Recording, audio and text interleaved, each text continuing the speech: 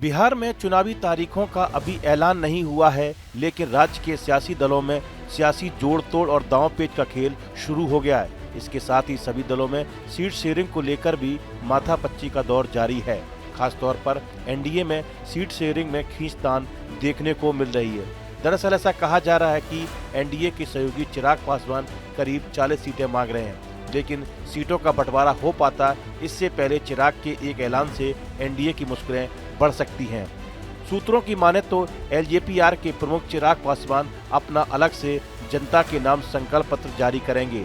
इसके लिए चिराग पासवान के निर्देश पर 5 सदस्यीय ड्राफ्टिंग कमेटी भी गठित कर दी गई है।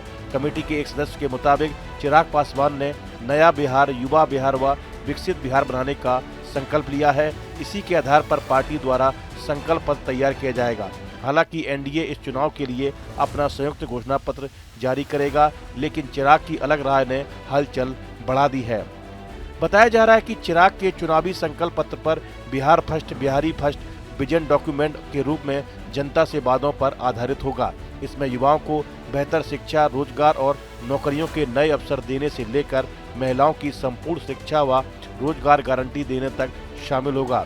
संकल्प पत्र में हर जिले में जरूरत के हिसाब से फूड प्रोसेसिंग यूनिट की स्थापना, समान काम के बदले समान वेतन देने, हर प्राइवेट स्कूल में आर्थिक रूप से कमजोर छात्र छात्राओं के लिए सीटें रिजर्व करने, उद्योगों को बढ़ावा देने के लिए सिंगल विंडो सिस्टम, तय समय सीमा नियम को सख्ती से लागू करने का वादा समेत अन्य महत्वपूर्ण बातें शामिल होंगी।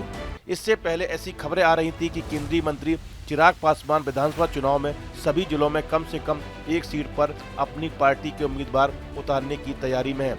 इस विषय पर पार्टी के प्रदेश संसदीय बोर्ड की बैठक में जोरदार चर्चा हुई। इसकी पुष्टि करते हुए प्रदेश संसदीय बोर्ड के सदस्य ने बताया कि चिराग पासवान अपनी पार्टी की तरफ से हर जिले में कम से कम एक सीट पर उम्मीदवार देना चाहते हैं और अपनी इस मंशा से एनडीए के सीट नेताओं को अवगत करा दिया।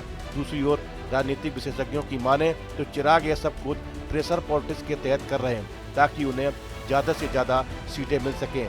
चिराग का इससे पहले एक बयान सामने आया था जिसमें उन्होंने साफ कहा था कि उन्हें गठबंधन में सम्मानजनक सीटें चाहिए।